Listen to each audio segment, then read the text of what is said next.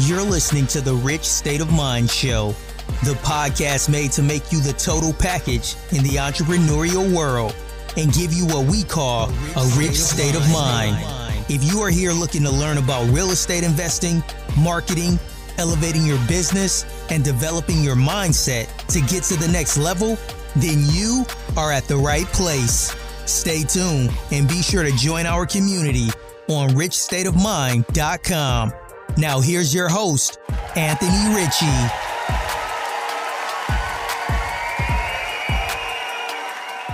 Hey everybody, welcome to another episode of Rich State of Mind, where I'm talking to Dr. Ian Brooks. Ian is the chief executive and founder of Rhodes Smith Consulting, and he's been leading transformations of people and organizations for over 24 years.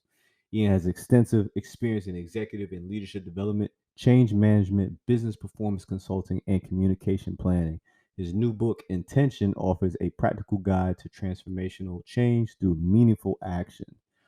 This is a pretty cool episode because I like how we talk about living with intention. I'm really big on that in life, making things intentional, but not to where you're stressing yourself out trying to do so, breaking it down from a person that studies it for a living, right? Dr. Ian Brooks. So not only am I able to, in my mind, throughout my life, I've applied it just from my life experiences, but from a clinical aspect, we get to hear it and how to apply it in life as well. So I think this is pretty cool. Definitely a humble guest. He breaks it down in such layman's terms that you'll feel like after this episode, you'll be able to tackle anything you need to do in life. So thank you for listening and please enjoy. Hey, Ian, thank you for taking the time this evening. Well, evening for me, afternoon for you, being in California. So, and actually not far from where I used to be at in LA. So if you could please tell us a little bit about yourself and what you do. No, Anthony, pleasure being here and glad to have a conversation with you. For those who don't know me, my name is Dr. Ian D. Brooks. I'm the owner and CEO of Rhodes Smith Consulting, which is a professional and personal development firm, as well as the author of the book Intention, Building Capabilities to Transform Your Story. My whole impetus behind my purpose and drive is to transform people's behaviors towards something that they want to achieve. In particular, aligning their passions by creating clarity and purpose with their every intentional movement to create efficient and focused purpose as they move forward. Awesome. And so break down to me, your life a little bit as far as what got you into the degree that you chose and your journey getting your doctorate. No, sure. I've had a long journey as it relates to my career, and it's but one thing has stayed true is that I've always cared and wanted to help people. Since I was 13 years old, I wanted to be a psychologist. I always was curious around why people did what they did, what contributed to their thoughts, their behaviors, to how they even interacted with others, and that took me on a journey of getting into the clinical psychology field. And in that respect, I learned a lot more about people and how they thought through intelligence testing, through personality testing, through one-on-one coaching, both in adults as well as with children. It afforded me an opportunity to work with clients in a 24-hour lockdown ward. So I was doing therapy for individuals who were coming straight off the street, who had chemical imbalances, who we could control in certain ways around what they did and when they did it. From that experience, I thought to myself, I want to work with higher functioning people who didn't need my assistance because they needed it. I wanted to work with people because they wanted it. And that want is a lot different conversation because it speaks to drive, it speaks to development, and it speaks to where do I want to take my life and journey. And so as a result of that clinical experience, I then transitioned and got a PhD in industrial organization psychology, focused more specifically on coaching, personal development. Think of it from an HR perspective, training, even technology changes, where we're embarking upon going into organizations and doing culture changes or changing the way people are doing their job. All of it aligned to the same purpose I had as a 13-year-old, and that being helping people be better tomorrow than they are today, but also influencing them, understanding who they are, and actually getting them to move forward, potentially with or without their own knowledge. From that experience, I've been able to work with a who's who of organizations, both as a consultant as well as an employee, from IBM to Bank of America to Nike to Netflix to Shondaland to Illumina to Sony to Warner Brothers, all giving me an opportunity to work with different people across different genres, industry, but with all the same purpose of improving their story. And one of the things that really spawned my writing this book of intention and becoming an author, which really was not part of my intentional plan, to say the least, is I was just noting to myself all the challenges that people were consistently having around those who I was coaching and speaking to, and just noting to myself, how could I streamline my own thoughts around the process so that I can actually articulate it better to my clients, and getting it to a modality, model, or even thought process. And by way of me just jotting down those thoughts, it spawned this guide of a book of which I created for intention, which was also not only helpful for my clients, but also helpful for me as I was embarking upon my own business journey and actually getting my voice out to the public and being seen in ways that as a therapist, we don't necessarily allow ourselves to do. So that's been my journey up to this point. And it's been one heck of a ride that I've learned quite a bit, stumbled a lot. And quite frankly, it's been a continuous opportunity for me to learn about myself and move forward. Throughout your consulting career, would you say that you've learned a little bit more about yourself as you helped others? Absolutely. I'd be remiss to say I didn't learn about myself, especially from a consultative standpoint, and more specifically from a psychological standpoint, as I'm looking at human behavior and the interactions. There's often times when I'm in a client situation and I'm hearing a client talk or hearing their anxiety, and it's triggering something in me around, oh my God, it's either triggering my own fear or my own judgment or my own confidence. And so throughout that journey, I had to be very conscious of that moment, very conscious of conversations of specifically how was it impacting me emotionally? What was I thinking? Was I being pushed too far? And what was I now re-anchoring myself on based out of fear and my own personal survival? It afforded me an opportunity, or continues to afford me an opportunity, to really take stock in what I think and feel. And as important, what impact I'm having on others, and making sure I'm bringing my authentic self to the table in a way that really matches my voice with my actions and my true purpose, going all the way back to what I mentioned earlier is I do what I do because I care. And if I keep that mentality and demonstrate and show up in that authentic voice and version, I'm going to win more often than not. That doesn't mean that it's going to be easy or be easy conversations or comfortable conversations. It does mean that I'm coming from a place of support and help and partnership versus a place of me versus you. Okay. And that's something I've had to learn across my consultative experience, as oftentimes in the business world, as we know, there's this dichotomy of ROI, who's got the contract and who doesn't, this constant comparison and constant competition. I'm of the belief that there's so much out there for everyone that we can all win. It's just about how are we winning? And I don't need to trample on someone else to win, as much as I need to be authentic to my purpose and my pursuit of helping to be fulfilled and to demonstrate my own purpose and growth in my consultative experience. And so you said that you deal with high performing individuals that seek out your help. Mm-hmm. What are the most common things that you notice in high performing individuals that they seek out for you? What are the most common reasons? Sure. I think if I were to categorize it, it's about expansion. These individuals, especially from a corporate perspective, they're looking to do so much more. They're already successful in what they've done between the title perspective and the companies of which they work at. They're now looking from an individual standpoint to now refine either the communication skills, how they create engagement, how are they demonstrating value, how can they actually show up with their peers, show up with their leadership team so they can communicate their strategies a little bit better. they're establishing new foundations of which expand them beyond what they're good at tactically speaking in a silo, and now looking to demonstrate their expertise and mastery as they move forward in their career or mastery in their particular field as leaders, which is a different skill set associated with mastery, and especially as we climb the proverbial ladder, be it within a corporate space or as we were speaking about within the government or military space as well. There's a lot different skill set that's necessary in how one thinks and behaves in order to climb that proverbial ladder, but also be authentic to their own personal self.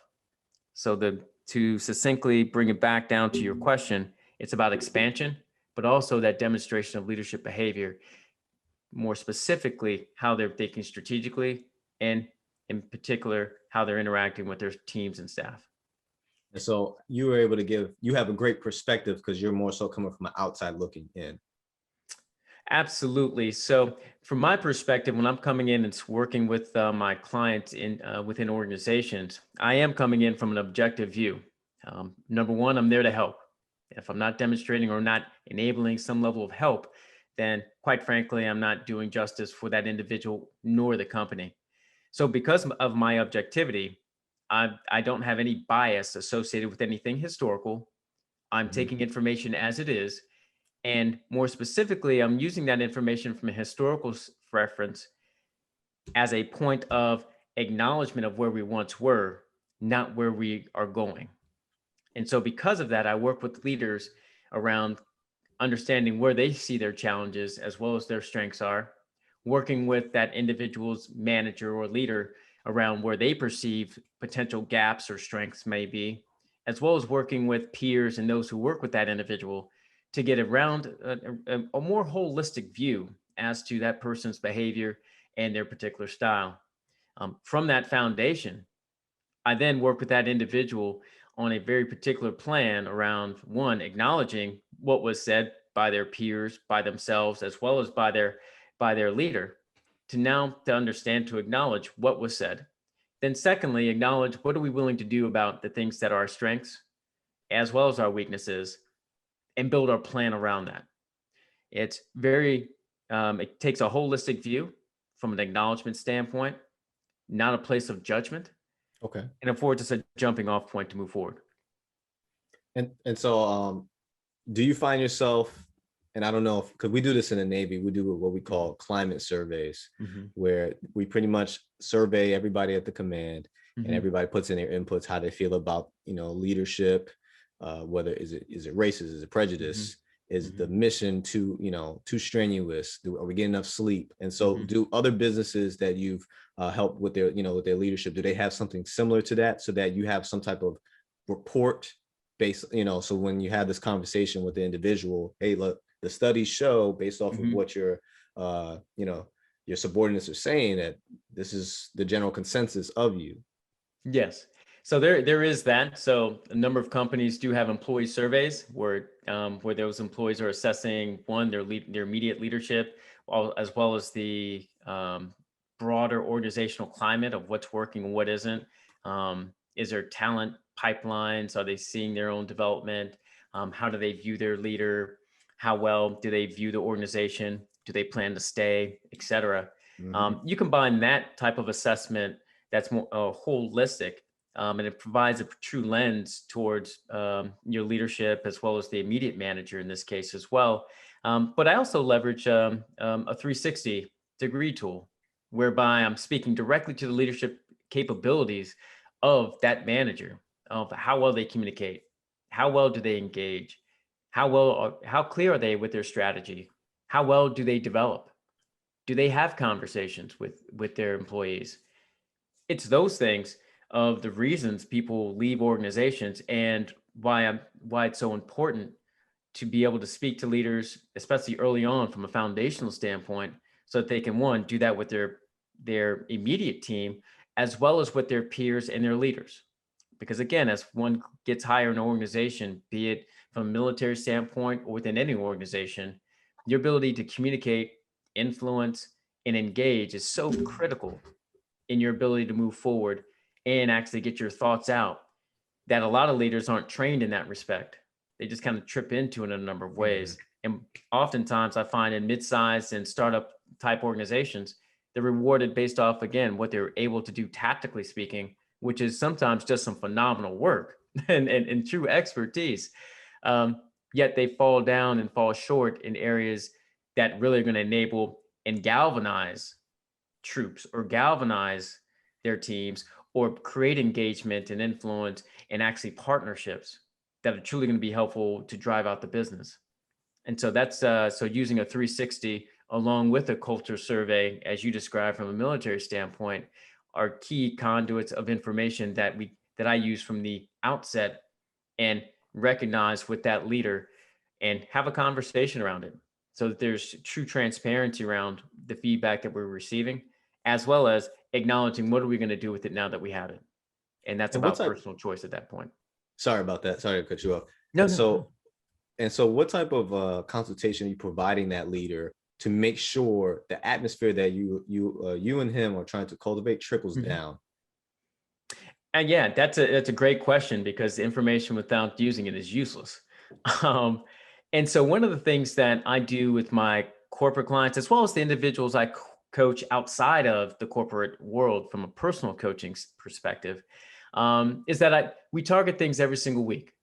It's like first acknowledging what someone is actually going to do, and now building a plan around it. And taking moments within a week to identify situations where one can apply new behaviors or new actions. So from a corporate standpoint and working with the leaders, it's easy to pinpoint meetings throughout a particular week where we're going to work on 3 to 4 different things from a behavior standpoint that they'll actually implement. So let me give you an example. I was recently working with a gentleman at a media and entertainment organization, and he's self-acknowledged as being shy. Okay. And so he recently had taken over a team that he was once a peer to all of these individuals, but now he was leading them. So one of the challenges that he had was just around communicating and not stepping over people's toes, while also being in meetings, now being the leader of individuals who used to be his manager's peers, but now he has new sets of peers. So he had to reestablish his own voice and mark within these meetings and show up differently. So in that context, what I would do for him and what we would identify week over week is we'd sit down and look at his calendar. We would identify the meetings that he was having. We would then pinpoint the different behaviors of which we were working on, specifically where he was going to communicate, what questions he could potentially ask, how was he going to create engagement, and how was he going to interact with his team now that he was the new leader of this group. And so in those moments, we were creating situations, not doing it every single day where he had to think about it every single day, but really having forethought around how he was going to implement these new behaviors. And so as such, we would have a timeline within that week of when he would actually execute these actions. Then at the end of the week, I had him actually write down what he accomplished around those goals. The very next week, we would sit down and we'd go over what he actually did and what he didn't do. It's about self-acknowledgement, self-accountability. And when I'm working with leaders in that capacity, in that frame of mind, and those who are driven, they're okay with the vulnerability. They're okay with that expansion because they know they're trying to get to a different place than where they are right now. And so for this particular individual and many others of whom I work with, they're apt to say, okay, I'm willing to try this, because what's the worst that's going to happen? Yeah. And so over time, they build up the consistency of those behaviors. Now, let's also be very clear, Anthony, that, they can lie to me at any moment in time.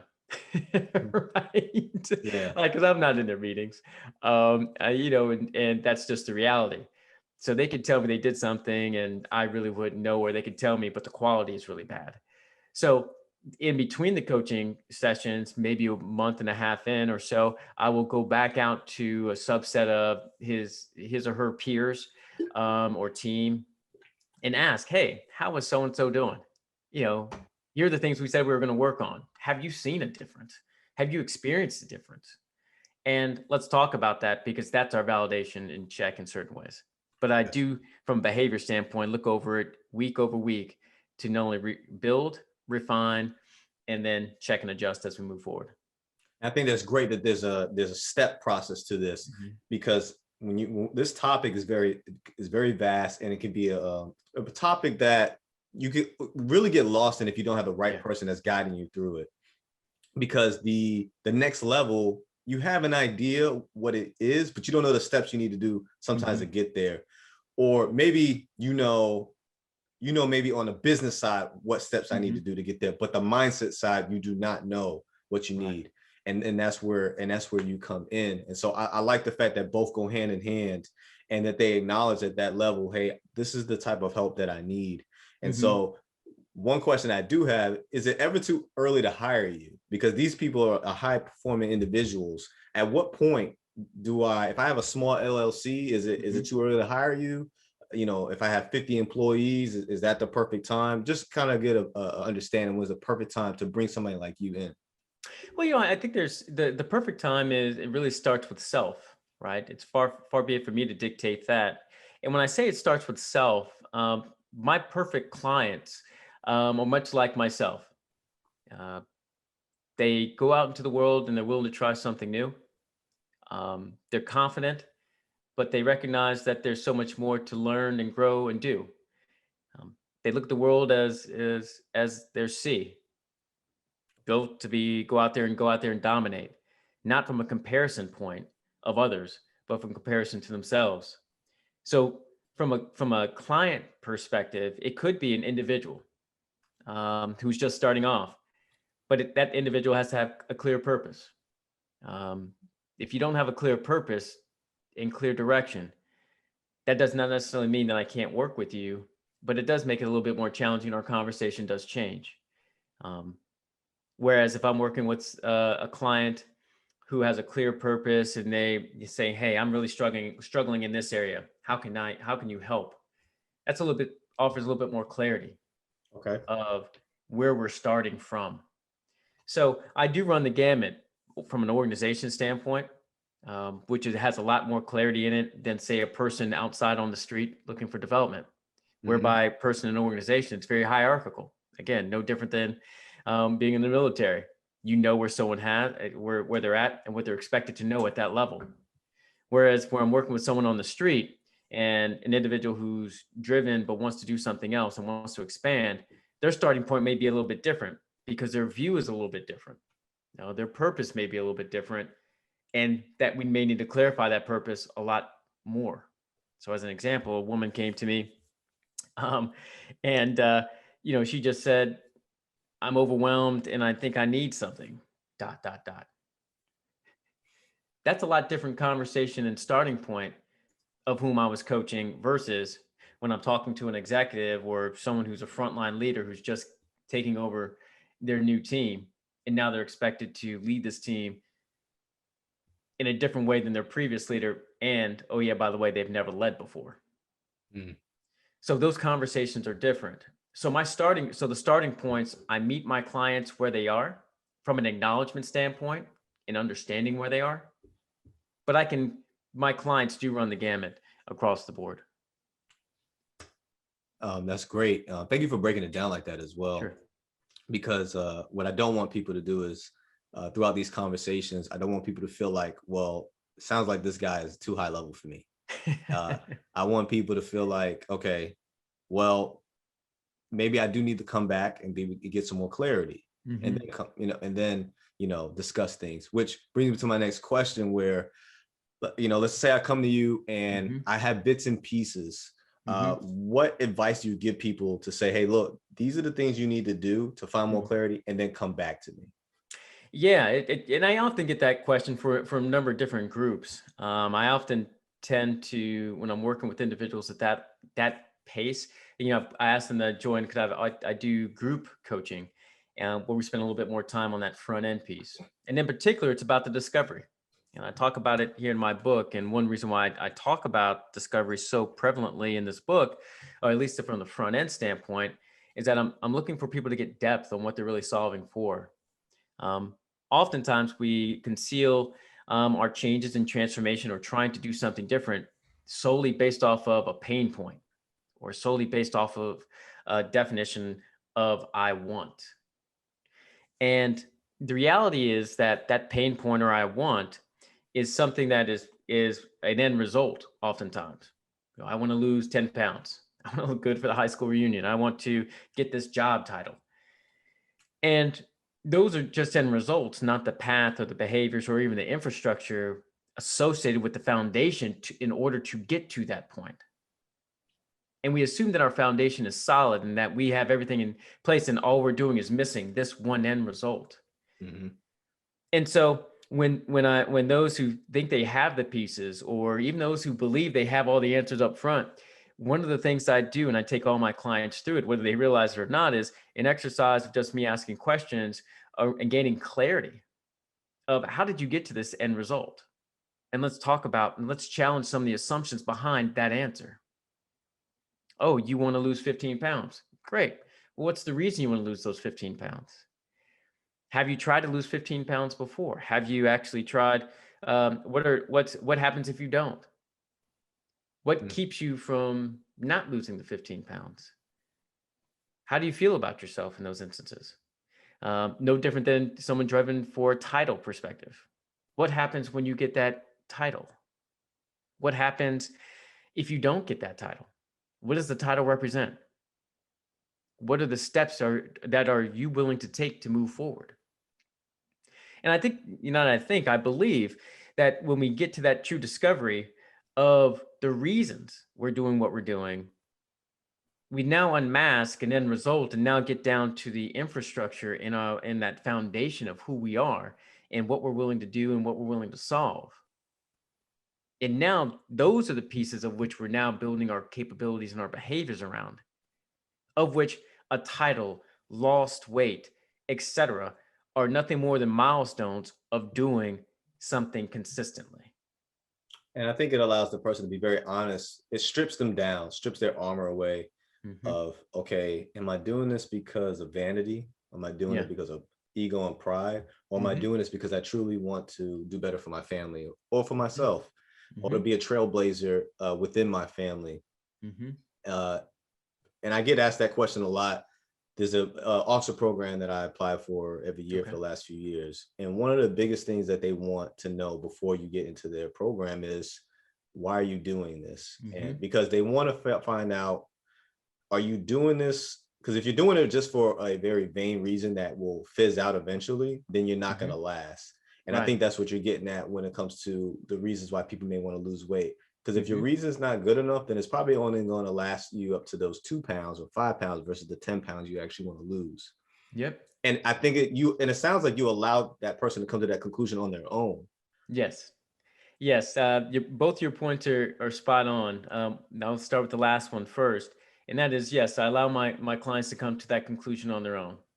And the reason that's important is because if I come up with a conclusion and tell them that, now there's no ownership for them in that respect.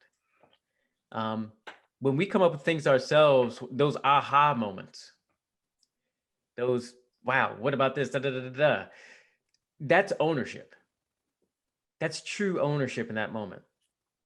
As a result of that ownership, and going to the first point you made, once we are able to now own our decisions, once we are now able to own what we are willing to do and what are we truly doing it for, from an intrinsic motivation standpoint, not something external, I'm going to push through those valleys. When it's downtrodden and my passion goes, at those moments when I have that intrinsic motivation, I'm more apt to actually achieve my goal because I'm going to push through. I'm going to see it to the end. As important, I'm going to be able to integrate it into my life. It's not going to be something that is just a check the box activity. One of the greatest challenges of any change is people just want that end result. And then either one, they haven't built the capabilities to get that end result. So they're just willing to accept those 5 pounds or 10 pounds or just getting that half title, or they get that title or they get that weight, but they can't sustain it because they haven't built the infrastructure. And so their inability to one, sustain, and or number two, achieve, is all rooted in first discovery of what are you really solving for, and having that intrinsic motivation, as well as that self-acknowledgement. And I talk about in my book as well in the second part, and that is the principle of you, of like, what makes me me? Like, what are my characters? What are my choices? How is my support and environment set up? When I say environment, I'm thinking our people, places, and things that we built around ourselves for our own survival, for our own patterns and routines and templates and the way that we think that keep us where we are. And that's aside from the characters that we bring to the table. And our characters aren't sibling, that I'm a sibling or a brother or a male or a VP. It's I'm Mr. Know-it-all, or I'm Mr. Degree, or I'm shy. These self-proclaimed titles of boxes that we associate that in how we show up in certain situations, or potentially every single day, that keep us where we are and thwart any change that we have and acknowledge as we move forward. And so, as to your point of that acknowledgement, personal acknowledgement of the journey that we're taking and coming to our own realization, as well as the ownership and our perseverance to move forward and ahead, even when we don't want to, because we know it's the right thing, really sets a foundation through my book, through that early discovery of what we're solving and the principle of you, by creating our own clarity of self. And so that's what you meant in your book when you said prioritizing your stories, your characters. You meant not to be defined by Mr. Degree or Mr. Hot, Mr. Sexy, or whatever, I guess, like you said, external, whether accomplishment or motivation. I like that because, and I give an analogy in the military. We give, for our rank, right? So they always say, don't let the rank make you. You make the rank, and so you don't want to be Mr. Chief. You're Anthony. I'm Anthony, and then I just happen to be a chief and use my leadership for good. And so I like how you broke it down like that, prioritizing and making sure that the right story or character is set in your script, and then that's what you use as an influence. Absolutely. And it really plays itself out to even how we start our businesses, right? When we think about, or at least how I think about business success and starting my business, and it's one, how do I redefine success? It's not an end result, it's a continuation, and it's about building consistency. But as important, it's about our abilities, our work ethic, our passion, holding ourselves accountable. You build that infrastructure around those things, and you do that consistently, you're going to find and realize that you've achieved whatever milestones that you set out, but you've built an infrastructure for yourself that, number one, goes towards your business, but also goes towards who you are as a person, goes beyond the title, goes beyond the weight, goes beyond any character name that you can give yourself or people give you. And that's really at its core, while I even talk about building capabilities, because those capabilities transcend any outcome and end result that you want to achieve. They go to just about anything you want. Now, that doesn't mean that you stick to them all the time. There's an ebb and flow. There's changes to them. They evolve just like we do, just like our end results. But what they do is they set our infrastructure, because what we don't want to do is put a 2020 brand new house on 1940 pipes. That is a problem. Yes. And oftentimes that's what happens, and that's what we're solving for. And so that's why actually I'm glad you mentioned that, because it makes me prompts me to ask this question, where you talk about taking manageable action for something new while still adjusting old habits. So explain to me what that is and how do you help people do that? Yeah, because as we're building new habits, we're trying to adjust the old ones at the same time. We're changing the tires on the bus as it's moving, right? Yeah. Part of it, as I articulate that in my book, it's really that acknowledgement and being conscious of what we are doing and what we're changing. And I describe it in certain contexts of reducing our decision points, reducing the opportunities to really rethink how we're actually behaving in that moment, and realizing that our new behaviors are doing something different, and we're trying to integrate them into our life, into who we are. Yet we also have to acknowledge that our old habits are there for survival, what we're used to, our routine. They are our patterns. That's the template that we have built on our own survival. So oftentimes those new behaviors are going to come in conflict with Yes. those old habits and behaviors. And let's also be very clear, those old habits and behaviors could be the people, places, and things that we are surrounded by, because they didn't ask to be changed either. And they're going to try to keep us back in our old habits. Yeah. And so in that respect, it's sometimes we embark upon these journeys of change with the idea that we're adding, when we also have to think about building our habits, new habits, with the idea that we also have to lose something. We have to let go of the things that are no longer serving a purpose. And as such, we have to be conscious to those moments. Now, how does it come up? Often, now, I get this question quite a bit from people, so I'll just expand on it now. You can find these moments, when you're doing something new and you have self-defeating thoughts like, oh, I shouldn't be doing that, or, oh, wow, why would you do that? Or, oh, I'm not a social media person, or, hey, I don't talk to them, or I don't go on the side of the grocery aisle, or I don't know what that food is. I don't like this. Or going to the gym, or, hey, I don't like going to the gym. It's those sometimes self-defeating thoughts. It could be also very emotional, where our heart rate starts pounding, we start sweating.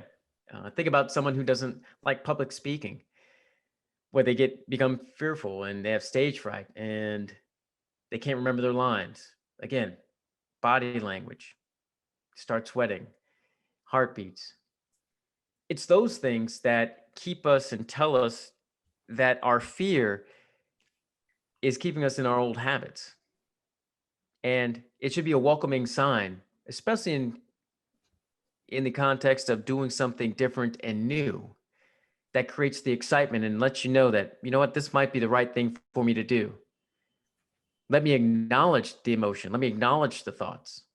Let's say thank you to them, because they're there to keep us safe. Let's also say, you know what, we can use those emotions and feelings as a place of reference, not of resonant. So we acknowledge, but we continue to press forward. And that's unfortunate. There are certain situations that are very unfortunate, because sometimes you kind of get smacked in the face like, wow, I need to move on, or I could be doing something that is more beneficial to my situation.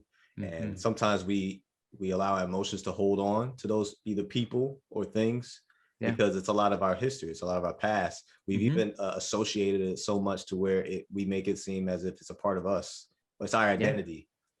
And so I can imagine, but I also relate, without getting too personal. I personally relate on that. It's a very, it's a hard moment, because it's like this bump that you got to get over. And you're like, you want to believe that you can still grow without letting that certain someone or thing go, right? Yes. You want to believe that you can. But you keep getting reminded that that's not the case, unless you do it with that person maybe, or thing in small doses, very, very, very small doses. Because like we have family members, right? We're not going to completely cut them off, right? Unless they've done something, right, unforgivable. But right, it is a hard situation. I think a lot of people go through, because a lot of people, right? They don't want to be looked at as a person that changed, or you changed on us, which we're supposed to. We're supposed to grow. Or you forgot about me, or a lot of times, right? Even when, let's just say you're a part of associations or fraternities, maybe you've moved on from something like that. And like I said, it was a big part of your identity. So to people that have a hard time removing themselves for situations like that because they feel like it's so much a part of them. What do you say to that?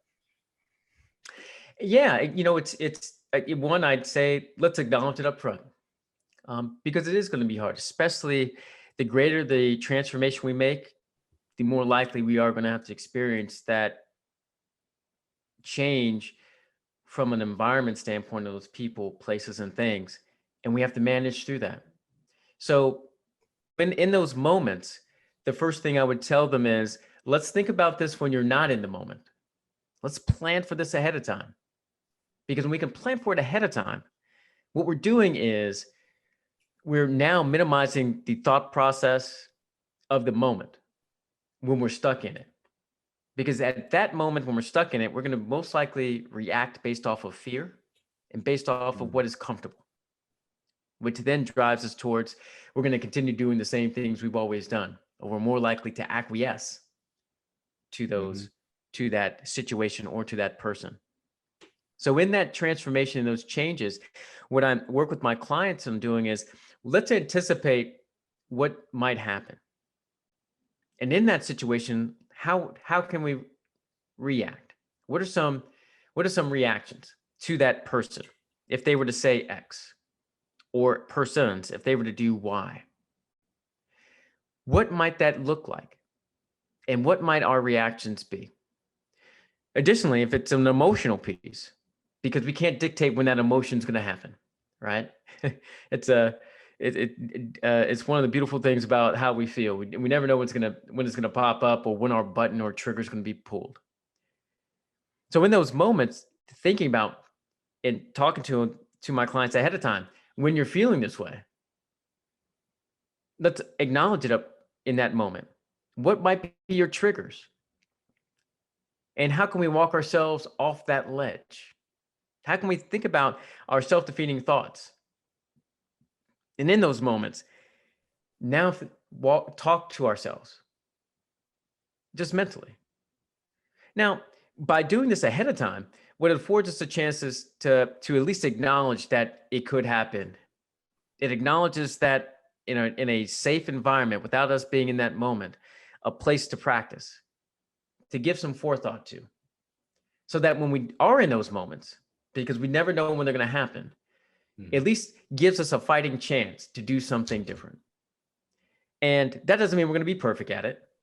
In fact, I was working with one client. She was looking to leave this gentleman she was dating, and it was just not the right relationship for her. And we practiced for 3-4 meetings around the conversation, when it was going to be, her emotions, etc.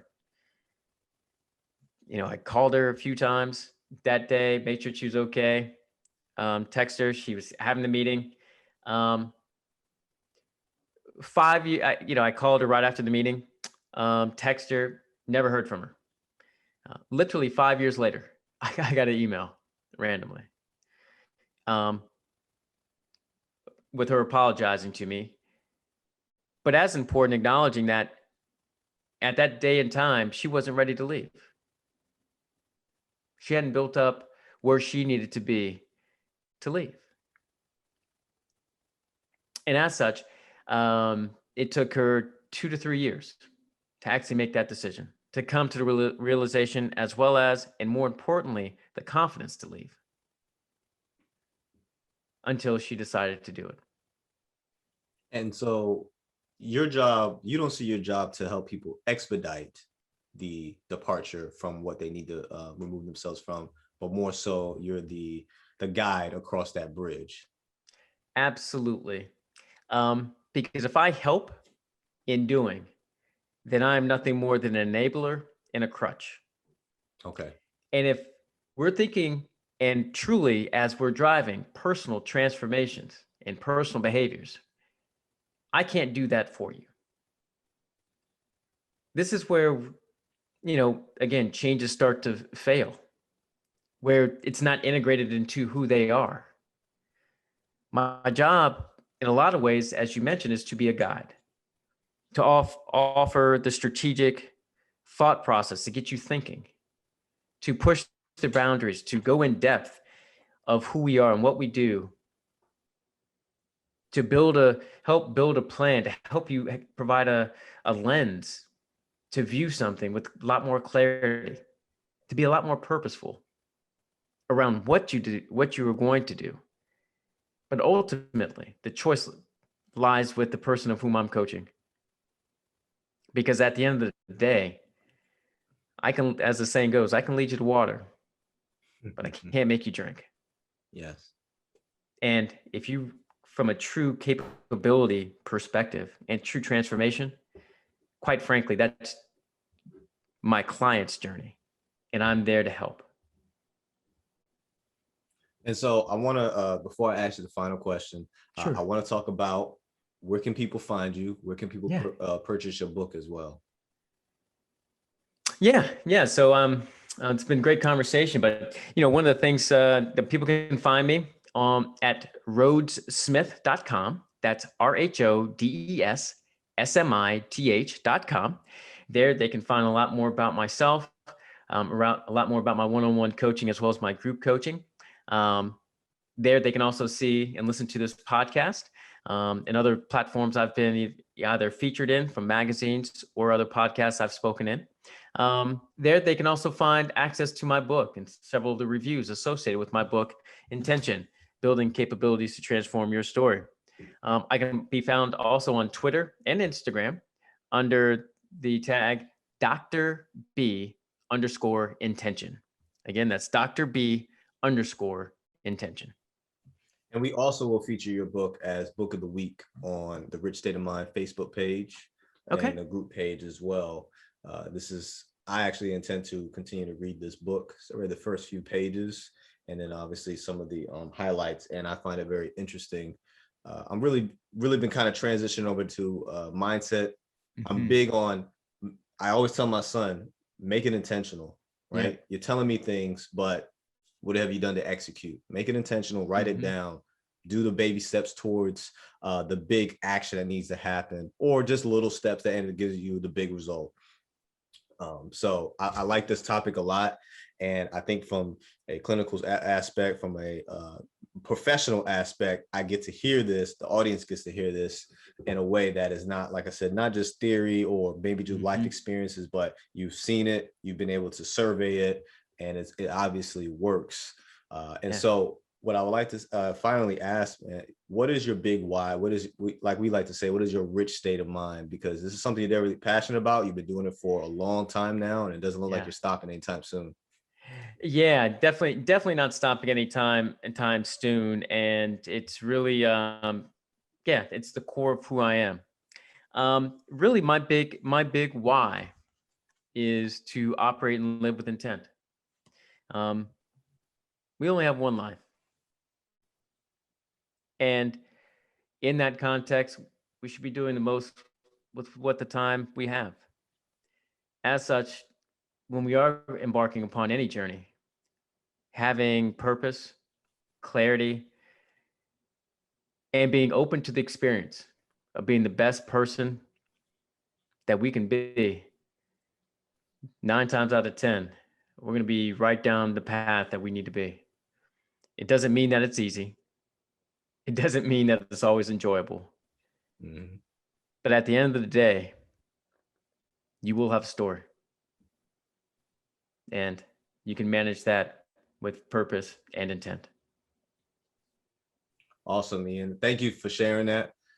Like I said, your perspective is definitely a refreshing perspective. I definitely want the listeners to listen to this entire episode, because I think they can apply it. Obviously, they may not find you in particular, but now they know, hey, this is what I need. This is the type of service or consultation that I need to get to the next level. Because maybe some people didn't even have an idea what's the next step? Who do I need to go to?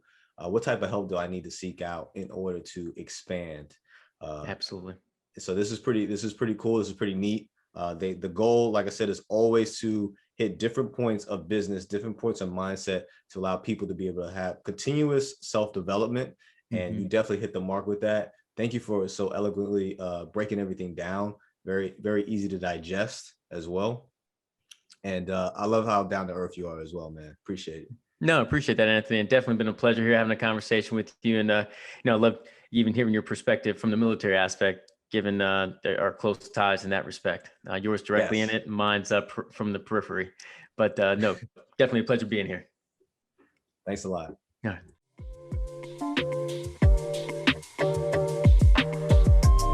Thank you for sticking with us from the start of the episode.